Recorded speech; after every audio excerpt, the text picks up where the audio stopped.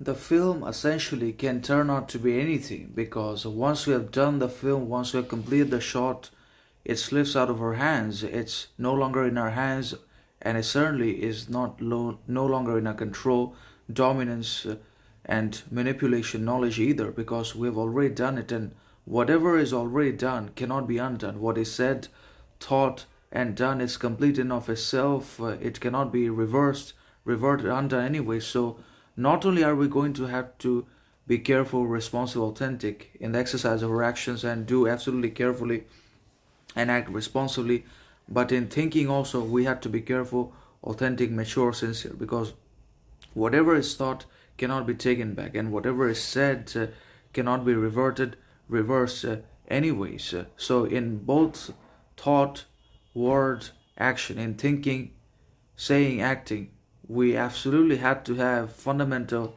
unconditional, unflinching kind of development and exercise of responsibility, authenticity, caution, sincerity, reason, modesty, humility, moderation, discipline, and gratitude at every step of the way. And then only our words, thoughts, actions are going to be in control, domestication, and moderation in ourselves. And if we don't control them, they are going to run out of control and they are going to take vengeance upon ourselves, just as uncontrolled and immoderated and indisciplined passions, temptations, desires, lusts, which are fundamentally, essentially associated with the human nature, take vengeance and hurt upon ourselves because we could not control them, or when we fail to control, moderate, discipline our desires, passions, temptations, then we are ultimately, inevitably controlled, domesticated, dominated, subjugated, or enslaved by the tyranny and dictatorship of our passions, temptations, desires, lusts for pleasure,